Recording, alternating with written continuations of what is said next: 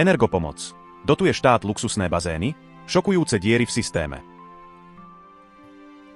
Zmeny zákonov v praxi ukazujú na vážne nedostatky.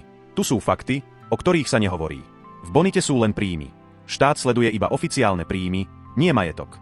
Takže pomoc môže dostať aj človek s nízkym priznaným príjmom, hoci žije v luxuse. Má napríklad prerušenú živnosť alebo nízky vykázaný zisk, hoci jeho životný štandard je vysoký.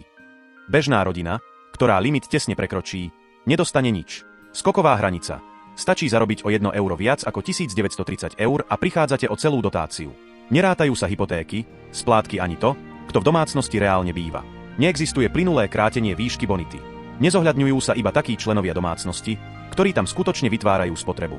Zvýšenú bonitu zvyčajne spôsobujú práve tí členovia domácností, ktorí tam majú len trvalý pobyt a reálne tam nebývajú a nerobia spotrebu.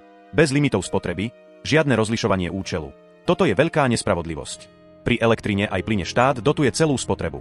Ak prejdete testom príjmu, štát dotuje nielen varenie a svietenie, ale rovnako zadotuje aj vyhrievanie bazéna či elektrické kúrenie v nadrozmernom dome, v zime aj vyhrievanie chodníka a iné energeticky náročné vychytávky. Slovensko zatiaľ nemá žiadne spotrebné stropy. Napríklad, v iných krajinách Európskej únie sa zaviedli tzv. Energetické bloky, dotácia len na časť spotreby. Elektrina aj plyn rovnako.